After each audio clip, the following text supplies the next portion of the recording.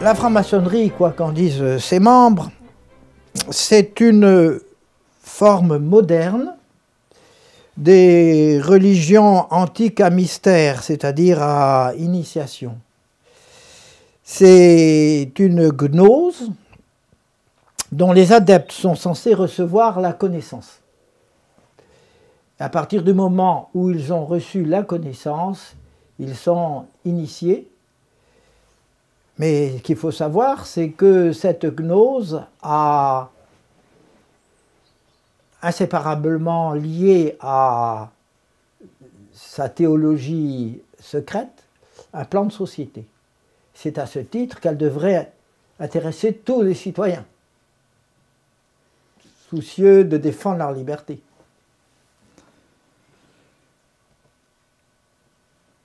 Alors, on peut me demander aussi, mais vous n'aimez pas la franc-maçonnerie, que lui reprochez-vous?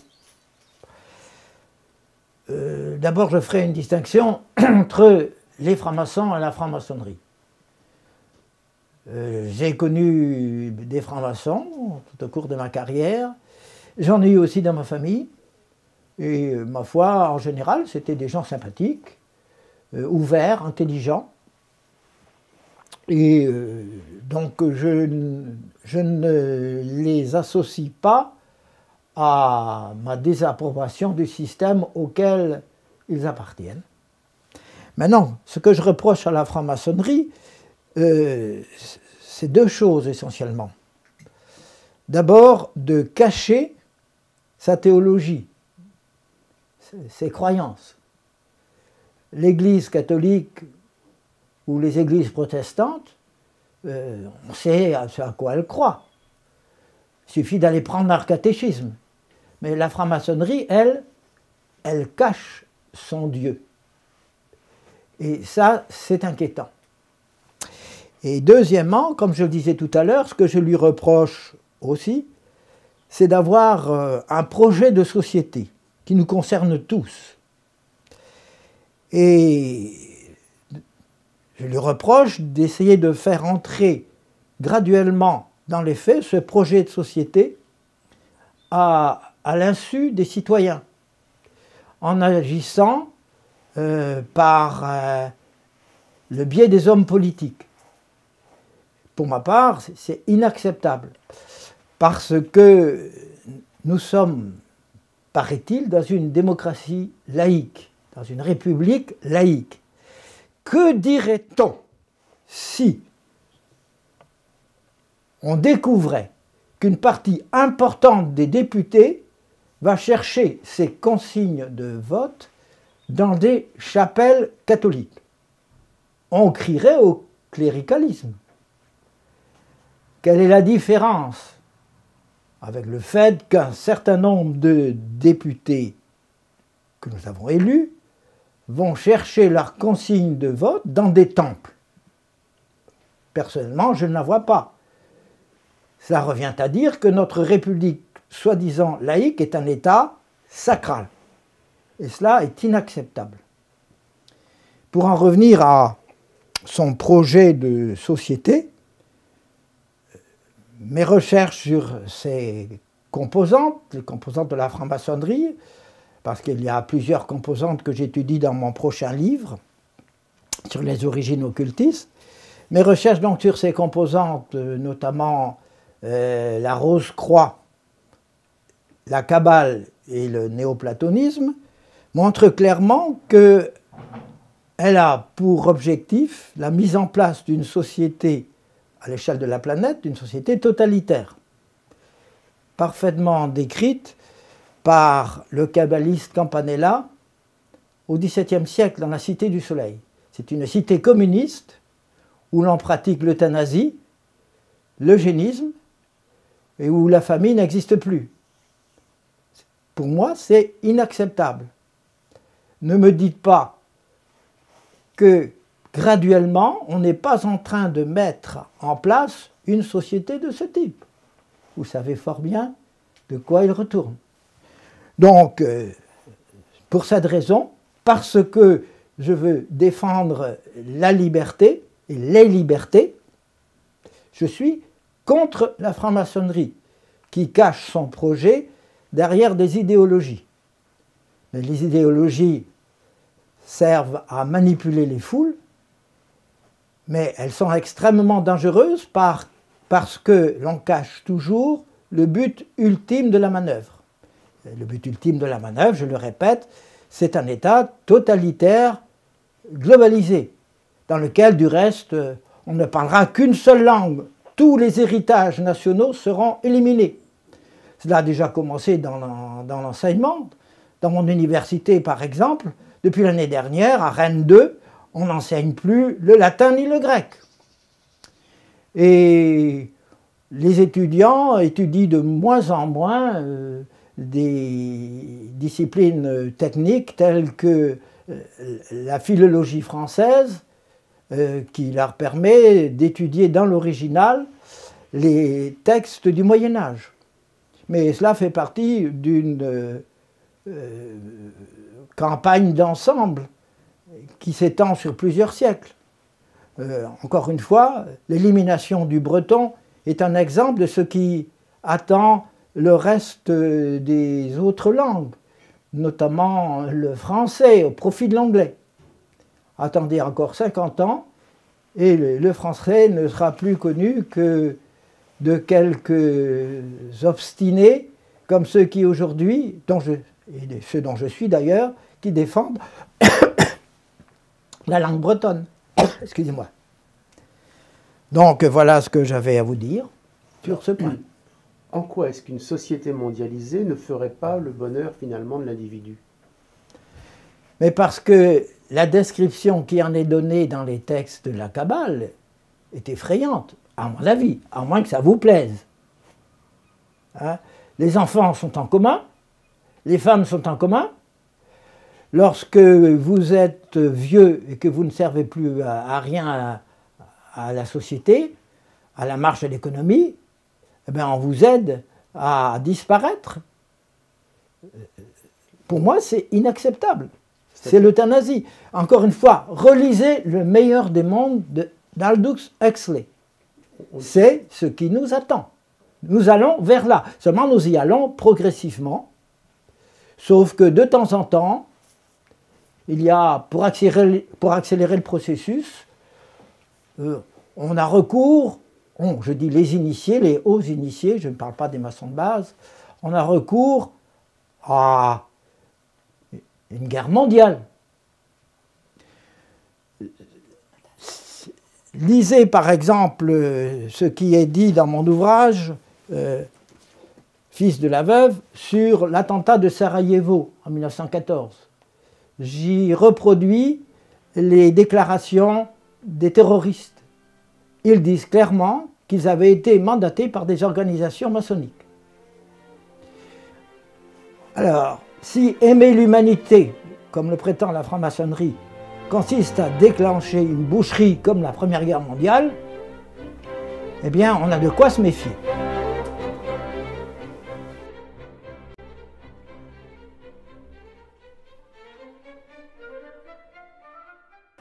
Comment ai-je été conduit à cette conclusion? Bien, comme je vous l'ai dit, en remontant dans le temps, de la littérature médiévale représentée dans mes recherches par le Conte du Graal et le cycle du Graal, avec Perceval, le fils de la veuve, comme héros, en remontant vers le mythe celtique en amont, puis vers le mythe universel en amont également.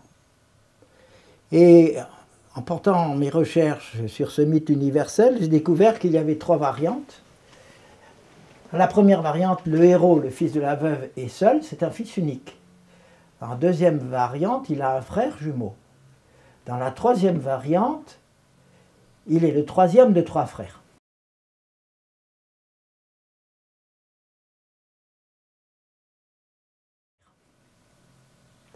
Et justement, la légende de Perceval dérive de la troisième variante. Et j'ai découvert que finalement, Perceval est la transposition romanesque du dieu celtique représenté en Irlande par Lugh. que l'on retrouve ici d'ailleurs en Gaule, dans le nom de Lyon, Lugdunum, la ville de Lug, Lug le lumineux. L'air Lug, eh bien, a eu son père assassiné par le géant Balor. Et donc, ses trois frères, ses deux frères ont été noyés, et lui échappe à la noyade, et finalement, il découvre l'identité du meurtrier, et il le tue. Et il le tue en lui enfonçant dans l'œil une barre de fer chauffée au rouge, de même que Perceval tue le chevalier rouge d'un coup de javelot à l'œil. Donc nous avons là la transposition romanesque d'un mythe. Bon, maintenant, il y a trois variantes. La plus intéressante pour moi, c'est celle des jumeaux, parce qu'elle est attestée dans le monde entier. Et justement, j'ai étudié de façon très rigoureuse une version dans laquelle on voit le héros qui appartient à une tribu en Amérique du Nord, c'est dans le folklore des Navajos. En Amérique du Sud, c'est la tribu des Tupinamba. On voit le héros qui est le demi-frère d'un mortel. Ils ont la même mère, mais son père à lui est un dieu. Et ce dieu, on ne sait pas où il est dans un autre monde, mais on l'appelle le porteur du soleil. Et donc, ces deux demi-frères sont dans une tribu qui est pratiquement anéantie par un géant, Yeitso, le monstre Yeitso, qui ne se contente pas d'exterminer la tribu, mais qui en plus détourne les eaux. Lorsqu'ils atteignent l'âge de porter les armes, ils demandent comment ils pourraient venger ce crime. On leur dit, il y a une solution, il faut aller voir votre père, le dieu porteur du soleil qui est dans l'autre monde. Ils partent donc en voyage et ils arrivent devant deux rochers qui se heurtent et qui se séparent. On ne peut passer entre ces deux rochers. En termes de mythologie, ça s'appelle les simples gades, les rochers qui se heurtent. On peut passer entre ces deux rochers sans être broyé. Sauf que le fils du dieu sait qu'il peut passer impunément. Alors il dit à son frère le mortel, eh bien, va le premier, et moi, je te ressusciterai.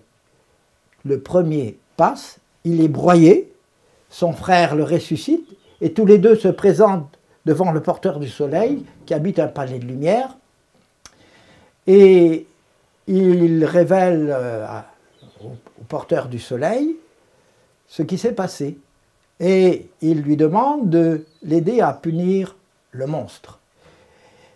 Le géant leur donne ses armes, des armes de lumière, ils reviennent dans le monde des mortels, ils vont affronter le géant, ils le tuent, et aussitôt, les eaux se remettent à couler, et la tribu retrouve l'entourage paradisiaque qui était le sien au point de départ. Eh bien, nous avons là une version très claire, initiatique, et que je peux interpréter en partant du symbolisme que j'ai mis en relief dans l'étude du mythe de Prométhée, le dieu puni pour avoir apporté aux hommes la lumière. C'est extrêmement simple. Le porteur du soleil, pour les initiés de cette religion amérindienne, c'est le dieu civilisateur, puisque pour les initiés, il y a deux dieux, un dieu civilisateur, ami des hommes, et un tyran.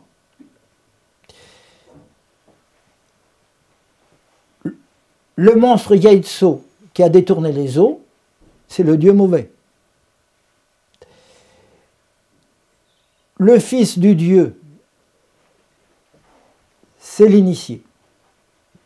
Son frère mortel, c'est le profane qui n'est pas encore initié.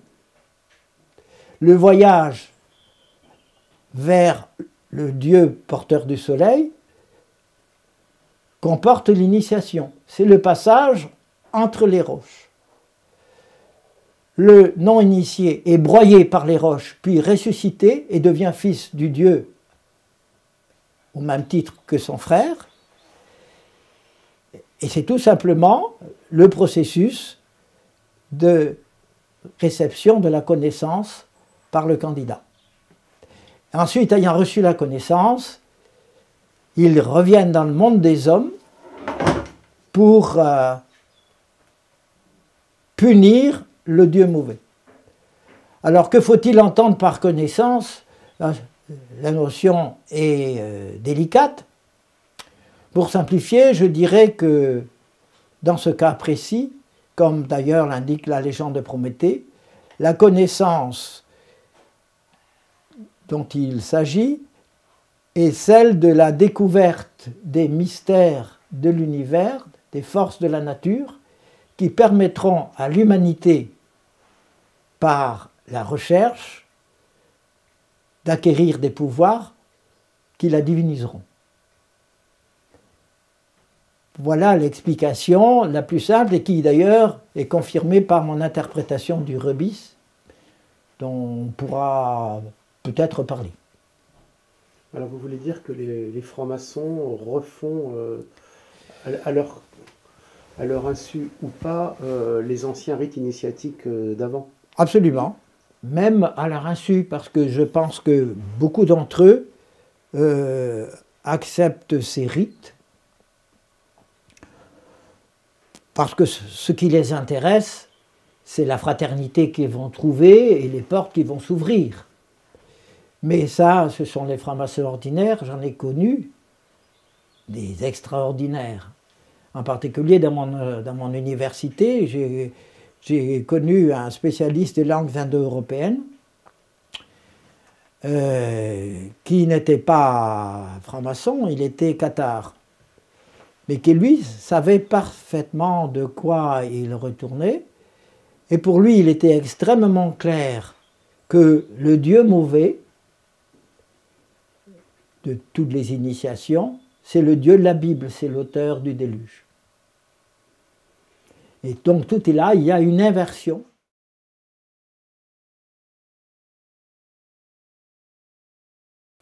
Totale.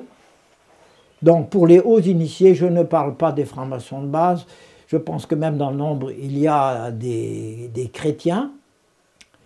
Je pense que pour les francs-maçons de base, le dieu des maçons, Hiram, qui pour certains d'ailleurs n'est qu'un symbole, inoffensif. Pour eux, Hiram, grosso modo, c'est le dieu de la Bible. Mais en réalité, ce n'est pas du tout ça. Hiram, c'est celui qui a prétendu apporter dans la Bible la connaissance aux hommes. C'est le porteur du soleil, comme dans le mythe amérindien. C'est Lucifer. D'ailleurs, Lucifer veut dire le porteur de lumière. Donc, la franc-maçonnerie travaille à établir ici-bas le règne de l'homme libéré du Dieu du ciel, et c'est ce que me disait mon collègue cathare. Le Dieu mauvais, c'est le Dieu des chrétiens. Et alors, un jour, il m'a dit, mais de toute façon, avant que le règne de notre déesse, Satana, la grande déesse, ne s'établisse, il faudra un cataclysme, le Ragnarök. Je lui laisse la responsabilité de ce qu'il disait. Le Ragnarök, dans les mythologies nordiques, c'est la catastrophe qui marque la fin du cycle. Enfin voilà. Donc, comme je vous l'ai dit au début de notre entretien, et hors caméra, lorsque je me suis mis à étudier la légende du Graal et le cycle du Graal, je ne m'imaginais pas qu'en amont, il y avait de telles choses surprenantes. Eh bien, pour quiconque veut lire mes ouvrages sur la question, il paraîtra de façon évidente que je ne suis pas en train de fabuler et que la réalité dépasse de loin la fiction. Moi, je ne vois d'explication que religieuse. Depuis l'origine des temps, Satan dispute à Dieu l'âme de l'homme et veut régner sur l'humanité. Donc il inverse quelque part un phénomène. Absolument. Il veut se substituer à Dieu. C'est d'ailleurs pour cela, si l'on se réfère à la tradition chrétienne, qu'il a été puni. Il a voulu se substituer à Dieu. Et une partie des anges l'a suivi, et une autre refusé de le suivre. Ce sont les bons anges. D'un côté, on a les bons anges, et de l'autre, on a les mauvais anges, qui pour moi sont les fameux maîtres inconnus de la franc-maçonnerie. Alors pour terminer cet entretien, je voudrais vous parler de recherches auxquelles je me livre en ce moment et qui en sont à l'état d'ébauche. J'essaie de répondre à la question suivante. Peut-on connaître dans ces grandes lignes l'avenir qui attend l'humanité? C'est une grave question. Réponse superficielle, non, ce n'est pas possible. Autant lire dans le noir de café. Mais je ne suis pas de cet avis. Je pense qu'on peut connaître dans ces grandes lignes l'avenir de l'humanité, d'abord en tenant compte du passé. Parce que la nature humaine ne changeant pas, on peut s'attendre à ce que des événements qui se sont produits déjà dans le passé se reproduisent, non pas exactement, mais à peu près dans les mêmes lignes à l'avenir. Et ça, c'est donc une première source d'information. Deuxième source d'information, si l'on connaît le projet des sociétés secrètes sur l'humanité, on peut avoir une autre idée de ce qui nous est réservé, même si on peut supposer que ces vues ne se réalisent pas à la lettre. Troisième type d'information,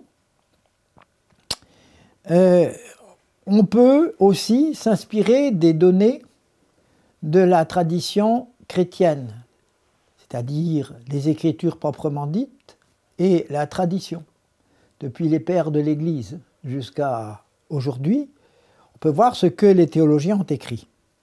Alors à ce sujet, je voudrais parler brièvement de deux ouvrages qui me passionnent en ce moment. Le premier, certainement très connu, c'est Aldous Huxley, Le meilleur des mondes, qui décrit une civilisation purement rationnelle et scientifique. Le deuxième, moins connu, c'est Le maître de la Terre, ou La crise des derniers temps, de Robert Hugh Benson, qui était un prêtre anglican passé au catholicisme en 1903 et qui, en 1905, composa ce roman d'anticipation. Ce roman de Benson est intéressant parce que, au procédé utilisé par Aldous Huxley, à savoir les leçons de l'histoire, il ajoute les données de la révélation. Et comme un siècle nous sépare de la composition du roman, le fait que les événements qu'il annonçait se sont produits dans leurs grandes lignes est extrêmement intéressant. Cela prouve que la tradition chrétienne n'est pas à prendre à la légère. Alors je rappelle brièvement ce qu'est le roman de Aldous Huxley, Le meilleur des mondes. Donc il décrit une société postmoderne où tout est rationnel. Les nations ont disparu, donc il n'y a plus de patrie. Il y a un gouvernement mondial avec de grands administrateurs régionaux. Tous les problèmes, en principe, ont été réglés, puisque c'est un État mondial, il n'y a plus de guerre. Puisque tout est rationalisé, il n'y a plus de chômage. Et les citoyens sont heureux. Tout a été conçu pour que le plaisir soit à la base de tout. Tout ce qu'on peut espérer de satisfaction matérielle ici-bas est offert aux citoyens de ce monde. Il n'y a plus de famille. Les enfants naissent dans des éprouvettes, grandissent dans des laboratoires et possèdent, avant même de naître, les qualités qui leur seront nécessaires pour accomplir la tâche qui leur sera réservée dans la société.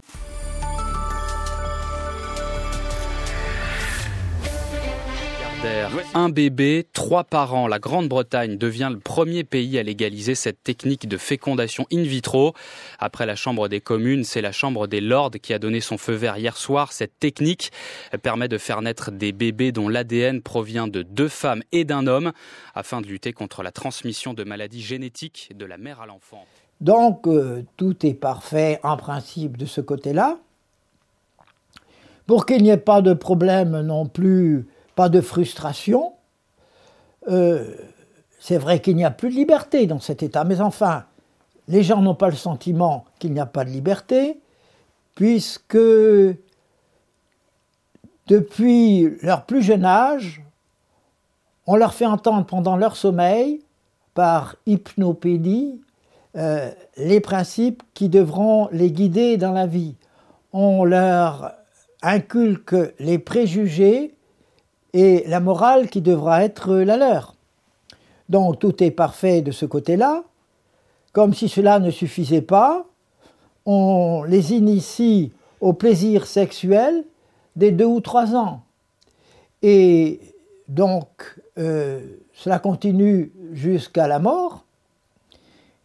La mort qui d'ailleurs survient à 60 ans environ, en pleine jeunesse, parce qu'on s'arrange pour que les hommes restent jeunes jusqu'à cet âge-là, et puis au dernier moment, quand ça risque de ne plus aller, eh bien on les met dans des hôpitaux où ils connaissent une mort douce, tranquille et joyeuse.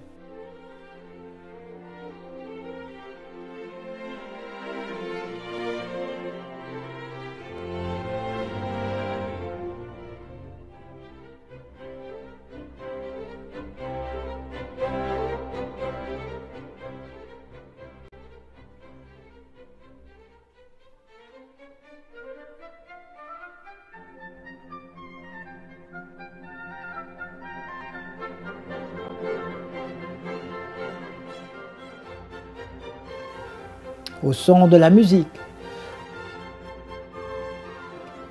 Pour ne pas effrayer les enfants à l'idée de la mort, on les conduit tout petits dans ces mouroirs et on leur distribue des crèmes au chocolat devant les lits des mourants.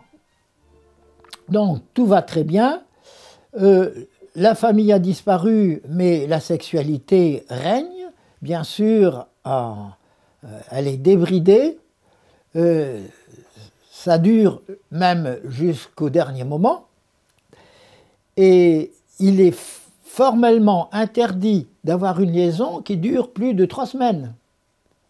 Parce qu'il ne faut pas s'attacher, le principe de base étant que chacun appartient à tous et tous appartiennent à chacun.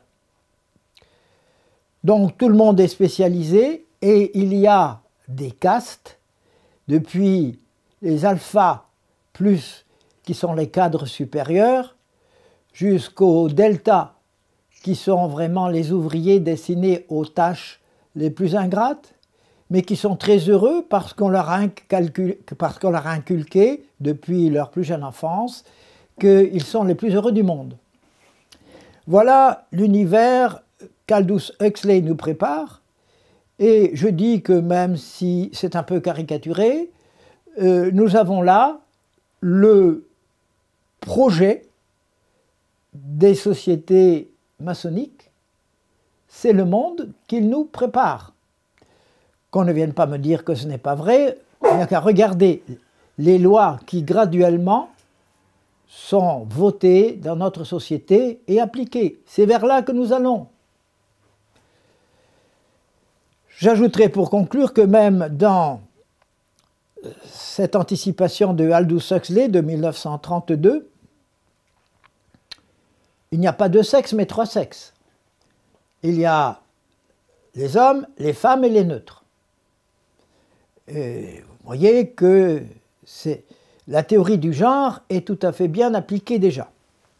Bon, c'est un texte intéressant, mais plus intéressant encore est Le Maître de la Terre de Robert Hugh Benson, dont je parlais tout à l'heure, qui a pour sous-titre « La crise des derniers temps ».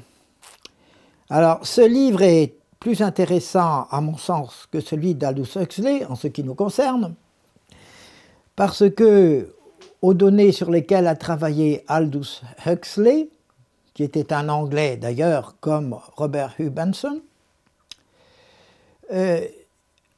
aux données donc de l'histoire pure, il ajoute celle de la tradition chrétienne. Et l'histoire commence vers, d'après mes calculs approximatifs, vers 2005-2010. Le livre a été écrit en 1905. Un vieux monsieur de 90 ans raconte à deux jeunes prêtres qui lui rendent visite ce qui s'est passé au XXe siècle.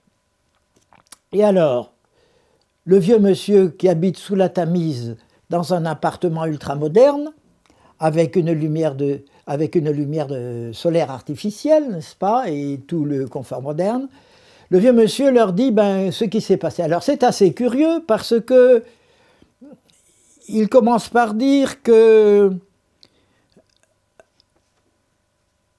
se développa au début du siècle, donc du XXe siècle, une révolution communiste en Angleterre. Il précise même qu'elle éclata en 1917, ce qui n'est pas mal. Sauf que, c'est un hasard, c'est tout de même amusant, Marx pensait effectivement que la révolution communiste éclaterait en Grande-Bretagne. Or, elle éclata en Russie.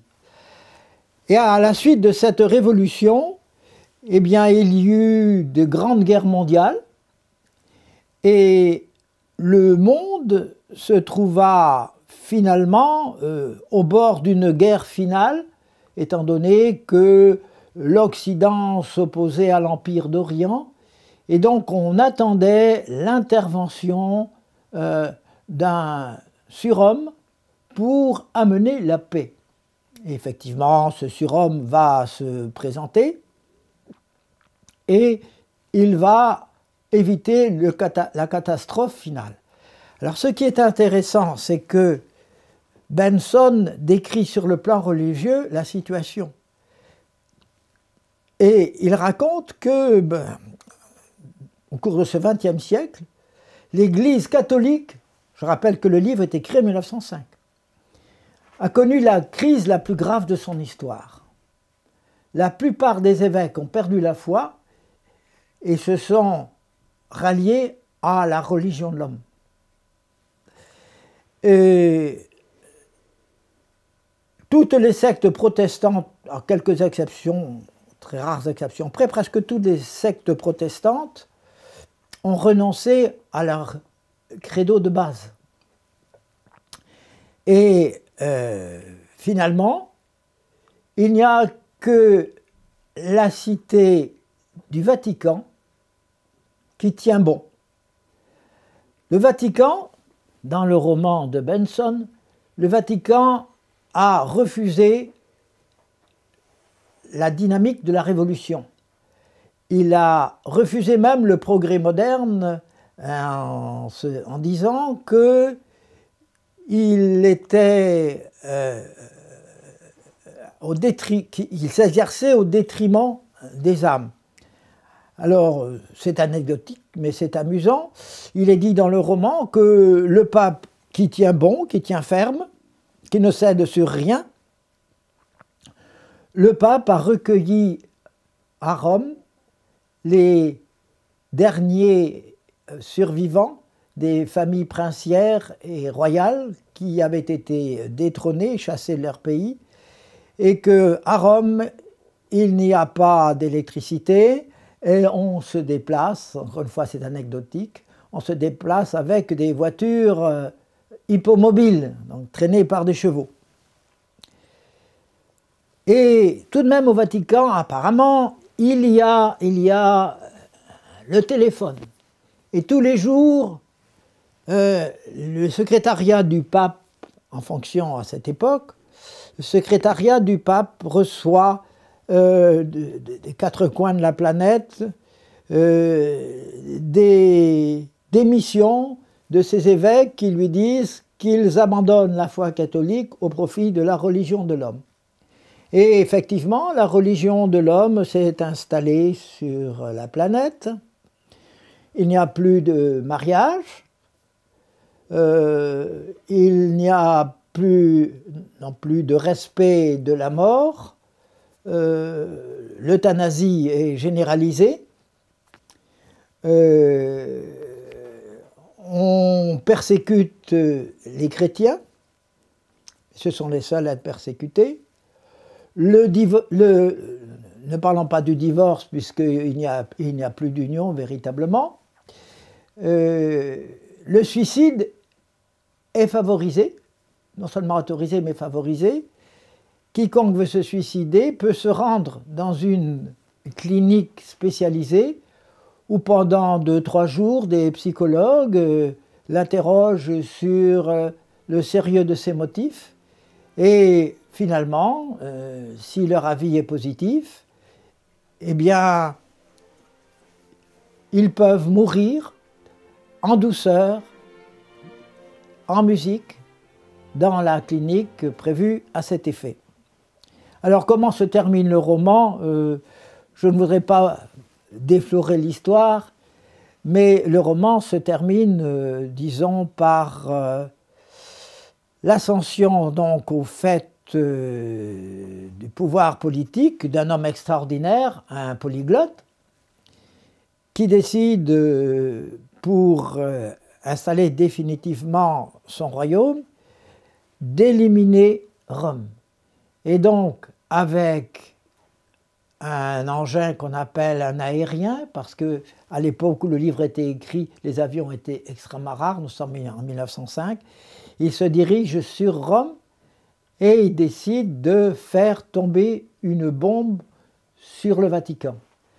Mais au Vatican, à ce moment-là, règne un nouveau pape qui est le sosie exact du maître de la terre. Et au moment où la bombe tombe, eh bien, il se produit des choses extraordinaires, tout se transforme, et le roman se termine, certains diront en queue de poisson, mais on ne peut pas se terminer autrement, dans la perspective de Benson, se termine par la fin du monde.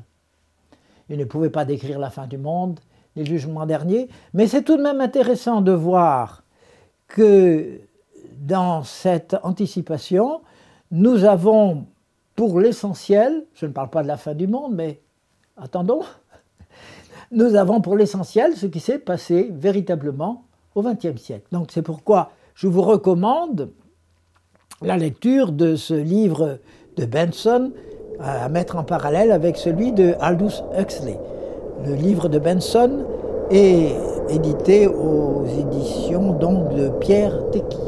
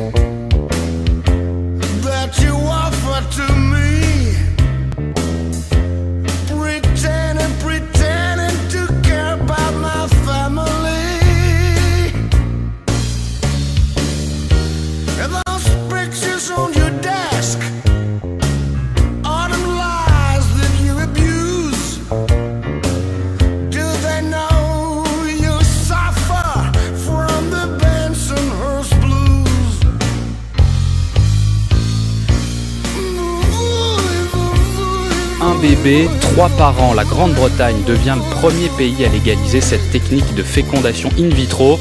Après la Chambre des communes, c'est la Chambre des lords qui a donné son feu vert hier soir. Cette technique permet de faire naître des bébés dont l'ADN provient de 2 femmes et d'un homme. À la une aujourd'hui, la Cour européenne des droits de l'homme qui autorise la France à laisser mourir Vincent Lambert.